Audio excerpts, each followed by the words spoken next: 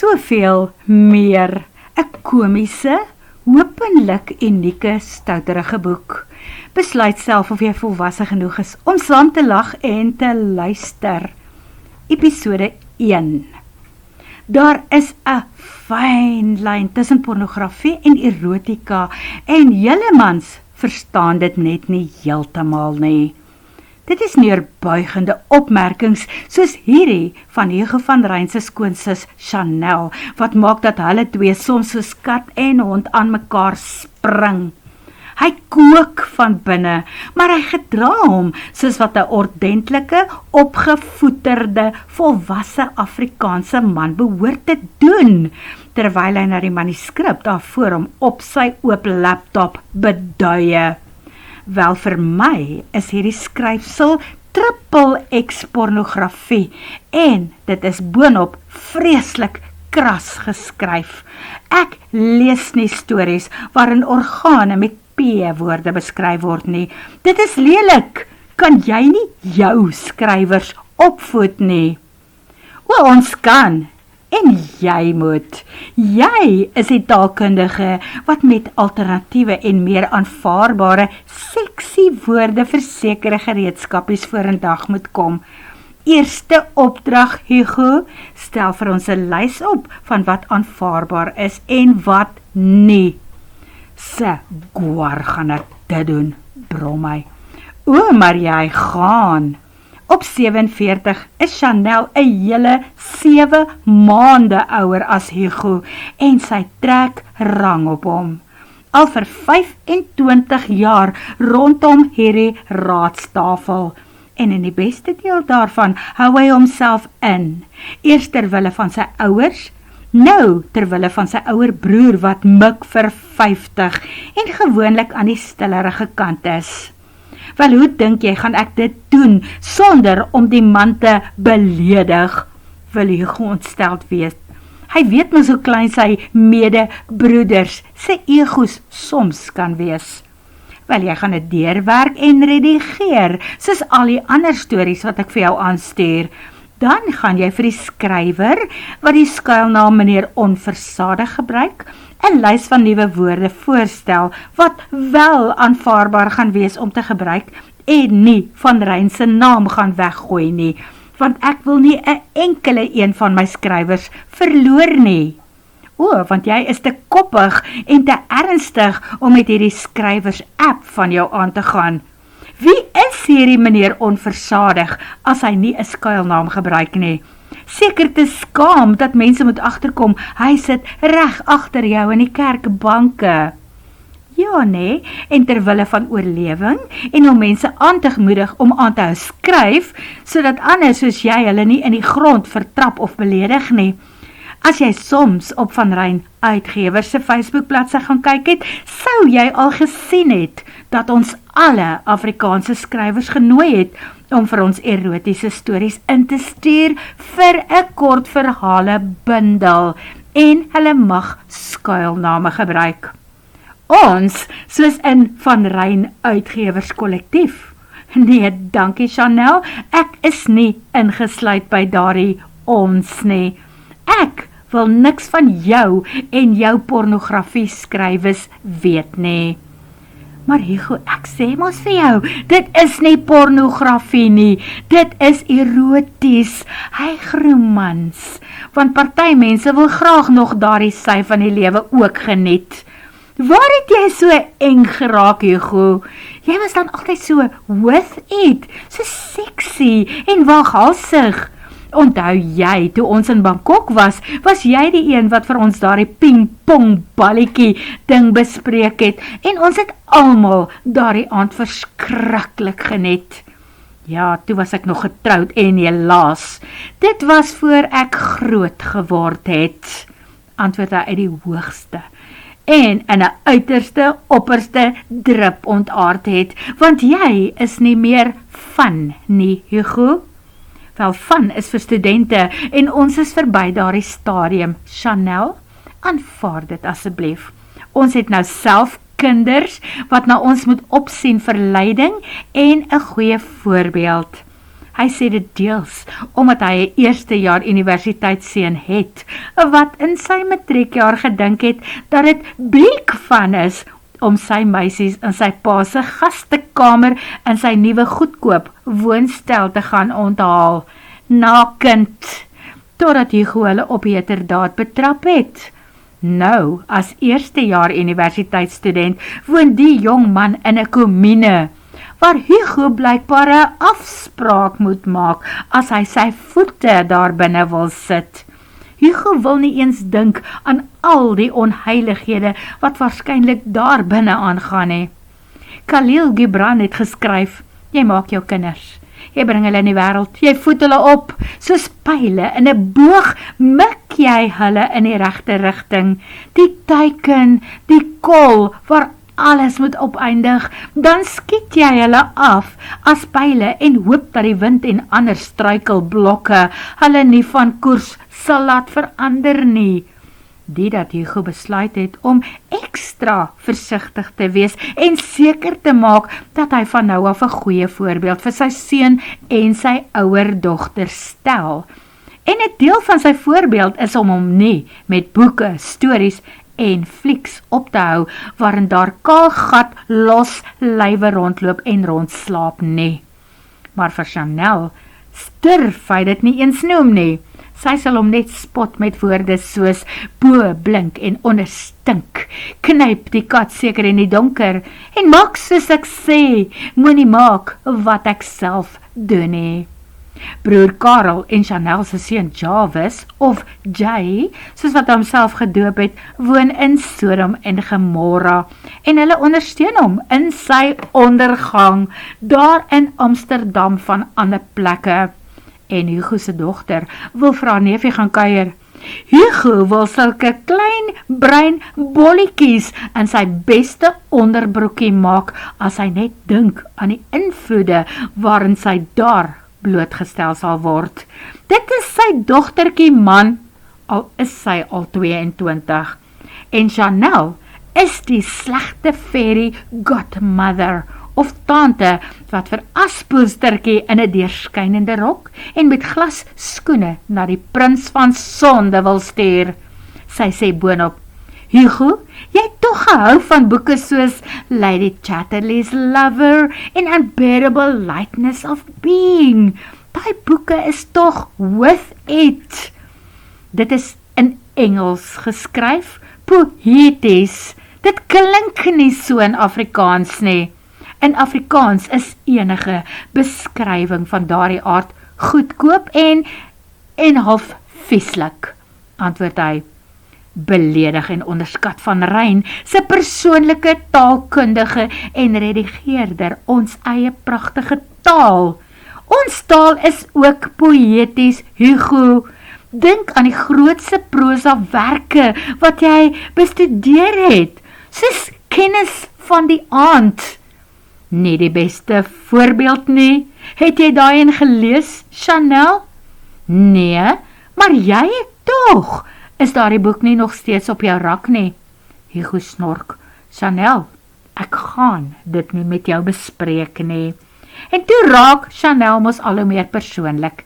Sien, daar knyp jy die kat in die donker, vermoor mekaar in boeke, wat uit jou eie laptop en brein gebore is, laat val klippe van hoë geboue af op ex-vroue se koppe.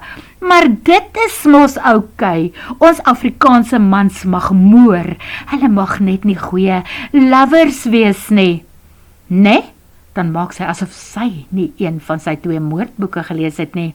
Boeke waarin hy persoonlik die moorde beplan en uitgevoer het. 107 maniere om van jou ex-vrou en haar nuwe minnaar ontslae te raak.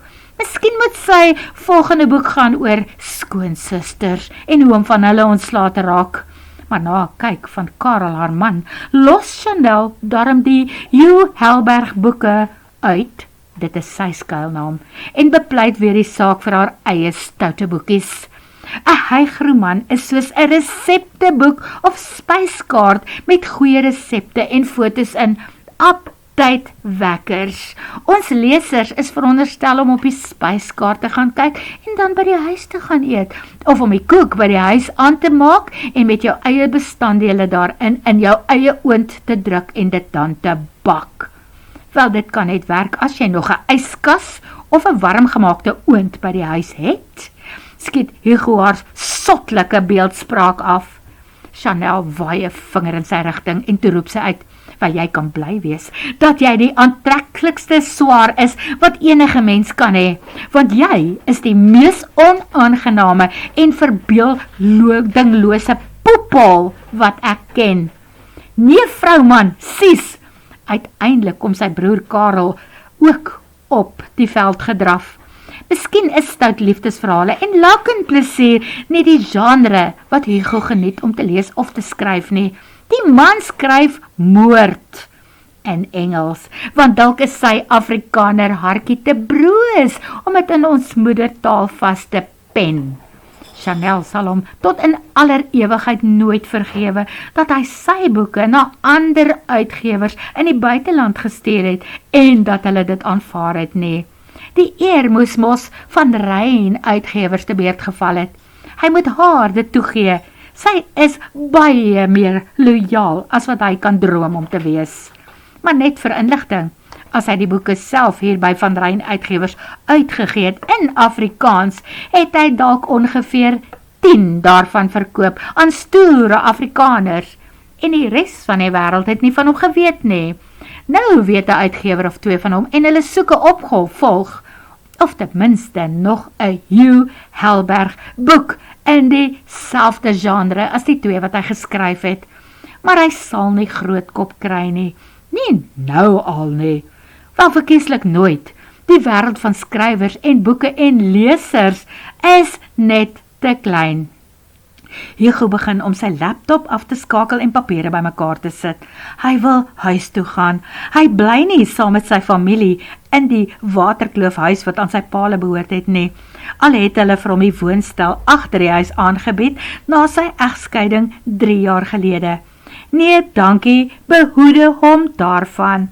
Sy skoonsis eet, slaap en drink haar storieboeke en nou het sy boonop porno op die brein. Hy kan net dink as hy dalk die woonstel hier agter moes huur en dit vat te lank nadat hy die badkamer se deur agter hom toegetrek het voor die water begin loop, dan sal sy die huishulp stuur om seker te maak dat hy nie iemand se foto langs sy toilet opgeplak het nie. Hy sien, nou dit is waai. Daai onbruikbare inligting van mans is onkeerbaar tussen 11 en 35 en vrouens ruk hande uit na 40. Al sou hy nogal daarvan gehou het om later 'n bier saam met sy broer te drink, het hy genoeg gesien van haar. Dankie, vir 'n week, vir 'n maand, dalk vir die res van die jaar of die res van sy lewe. Dit is erg genoeg dat hulle 3 elke maandag en Vrydag hier by mekaar kom om strategieë te bespreek en oplossings te probeer vind vir hierdie erg kwynende onderneming van Rein uitgewers, publikasies en drukkers. Die gans wat hulle van pa en ma geërf het opgehou eiers lê. Sy moet dit maar net aanvaar. Toe sê hy, ek dink ek gaan ophou om 2 keer 'n week hier aan te meld. Eenmaal 'n maand is meer as genoeg. Ons kan voortaan per e-pos kommunikeer. Dit besluit hy sommer op die ingewing van die oomblik, maar hy besef, dit is een van die beter besluite wat hy nog geneem het. Wel, ek gaan nog steeds probeer om iets met die app en idee waarin ek en Jay so hard gewerk het te doen. En wanneer daar stories inkom, beter jy my asseblief help om dit na te sien en te keur voor publikasie. Ek vertrou niemand anders daarmee nie. Daarom 'n klein mosie van vertroue in hom. Hy voel al soos die poepel waarvoor sy hom uitkruit. Jy weet mos, mens kan nie alles aan AI oorlaat nie. Selfs al vertaal jy iets, moet jy nog steeds seker maak dat dit in gewone spreektaal voorgehou word. Daar het jy nou dit nou. Dan het sy ander opsies probeer as hy. Dit is reg so, Chanel, stel haar gerus. Natuurlik sal ek my werk steeds doen, soos altyd. as die werk net inkom. Maar ek dink net jy moet nie te veel hoop op jou simpel erotika sit nie. Wel as jy en Karel nie sulke remskoene was nie, sou ek harder geadverteer het en lankal sou die geld begin instroom het. Weet julle hoe goed doen daardie apps in Singapore, waar mense elke dag 'n hoofstuk van 600 woorde kan byskryf? Best Novel in Starry Night. Het jy toe ooit gaan kyk na die skakels waarin ek vir jou maandag verwys het? O, ek het. En watse boeke sien ek daar? Van weerwolwe, alfa manne, bid jou dit aan, biljonair erfgename, en ou manne, wat meisies van onder 15 verkrag en molesteer. Boeke met voorblaaie, wat my laat dink aan soetsappige veekoes en kabouters of twak van Mills and Boons, wat hulle altyd gebruik het om die tieners te trek om hulle boeke te lees. Boonop is elke boek 'n feitelike kloon van die vorige een. Geen oorspronklikheid nie. Ek wil en ek kan dit eenvoudig nie lees nie. So moet asseblief nie vir my sê dat jy dit lees nie. Nee, ek lees dit nie regtig nie. Dit is hoekom ek net die idee wil gebruik, Hugo. Die besigheidskonsep, maar met ons eie oorspronklike boeke, tipiese Afrikaanse agtergronde. Braai jy vanaand saam met ons, Hugo? Kry Karel uiteindelik 'n woord in. Die Afrikaanse agtergrond het hom seker daar laat dink. Hy voeg by, dit is darm Vrydag, jy weet. Nee, dankie, dit is nog vroeg.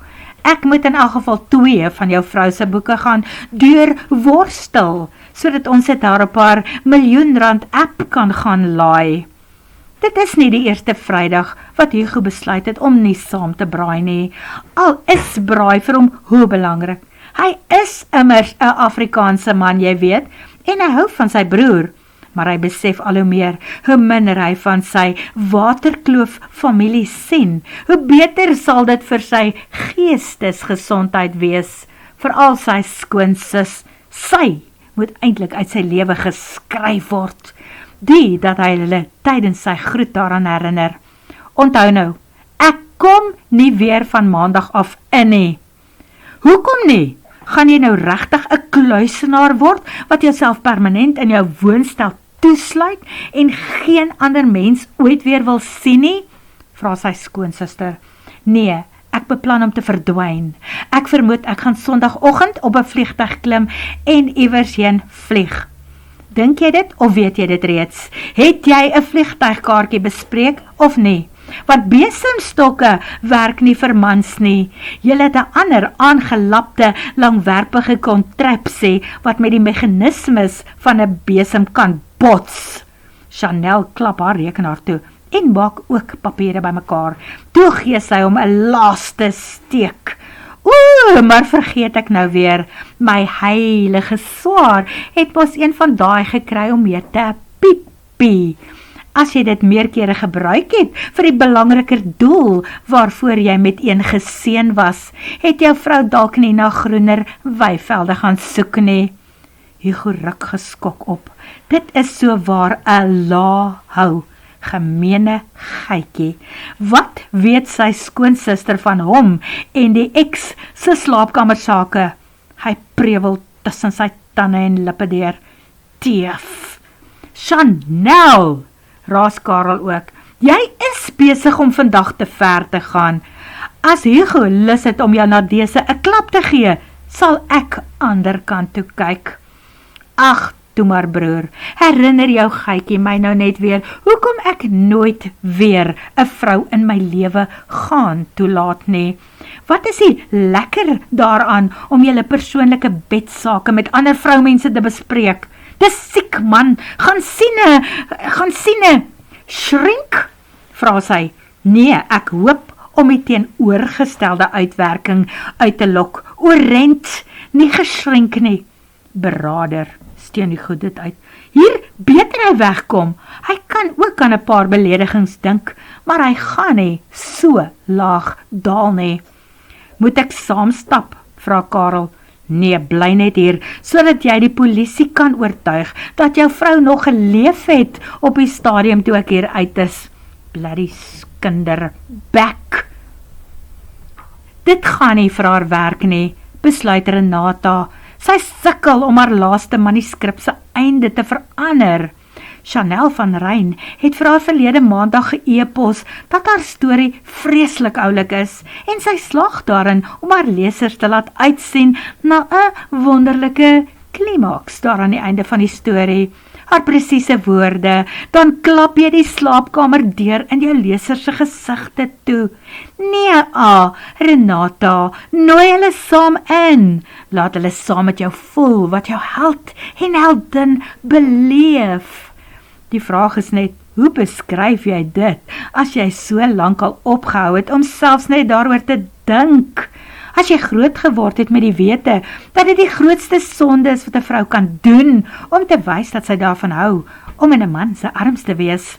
As jou ma en ouma altyd vir jou vertel het, dat jy nie 2 keer 'n waslap deur jou onderstel mag trek, as jy daar was nie, want dit is sonde. En die ergste is dat die sprookie van Aspoestertjie deesdae vir haar so die gruwel van die groot gryse voel. Sy is stokoud, al vertel haar ma vir haar dat sy op 42 nog eintlik bloedjonk is. Wag tot jy eers 65 is, soos ek. Maar weet jy wat, my kind, is ma se nuwe deentjie. 65 is nie oud nie. Jy is eintlik net so oud as wat jy voel. Vir my voel dit nou asof my lewe eers regtig op 65 begin het. Ja, as jy ryk nagelaat is deur jou man, Renata se pa, want die moeder toer mos deesdae saam met vriendinne. Sy gaan in Oktober Kroasië toe, saam met die Hekelgroep. Intussen gaan haar dogter waarskynlik teen Oktober nie meer leef nie, want Renata gaan vrek van die honger en ontberings. Daar is nie kos in haar klein oop plan houthuisie hier in die agterplaas nie. Daar is ook nie brandstof in haar klein rooi karretjie nie, maar sy sal nie kla nie. Sy praat met niemand daaroor nie. Sy sal in elk geval sterf van skaamte as iemand dan 'n R100 noot uit hulle sakke trek en sê gaan koop tog net vir jou 'n broodjie. Renate voel vreeslik jammer vir haarself toe sy haar laptop nader trek om vir Chanel in 'n e-pos te skryf oor haar besluit dat sy nou gaan ophou skryf. Sy mors te veel tyd en energie aan haar skrywersdroom. Statistieke lieg nie. Daar is net te veel skrywers wat baie goeie, gewone en ordentlike liefdesverhale kan skryf en te min lesers wat bereid is om daarvoor te betaal. Die mark is eenvoudig oorspoel en versadig. Sy het wel ook probeer om vir daardie Engelse mark te skryf, waarop Chanel blykbaar haar nuwe besigheidsmodel gaan skoei. Die stories en die novels van Singapore wat glo in dollars betaal. Die geld het nooit ingekom nie. Sy het ure daarmee op haar laptop vermors. Kyk, dit werk nie vir haar nie. Haar kop is seker te plat om volronde dinge soos weerwolwe en clans en alpha males en beeldskone heldinne en biljoenærshelde uit te dink. Dit is die genre wat op daardie soort app werk. Sy sal moet gaan soek vir 'n 8 tot 5 werk iewers, behalwe dat sy weet dat sy oud en te blond is om een in hierdie land los te slaan. Geen wonder haar enigste dogter van 19, Ronel, au pair nou in Engeland nie. En die kind is nie van plan om terug te kom Suid-Afrika toe, of om selfs Rama en ouma te kom kuier nie. Terwyl sy haar CV nou uitdruk en regmaak om op hierdie Vrydag te gaan werk soek, oorweeg Renate dit om vir haar dogter Ronel te bel en te hoor of daar in Engeland werk is vir 'n middeljarige dame soos sy, wat seker is dat haar lewe eintlik pas verby is. Iets soos 'n geselskapdame vir 'n skatryk 100 jaar oue tannie of oom, wat nog self kan bad en aantrek en lus is vir reis. Want Renata is heeltemal bereid om haar tassie te pak en saam te gaan reis. Word vervolg.